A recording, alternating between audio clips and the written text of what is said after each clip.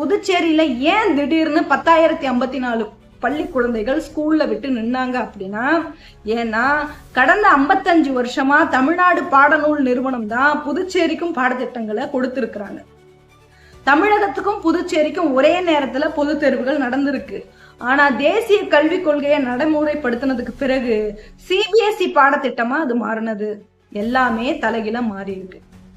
Government school டீச்சர்ஸ்க்கு CBSE பாடத்தை பற்றி எந்த ட்ரைனிங்கும் இல்லாததால அவங்களுக்கு பாடம் நடத்த தெரியல.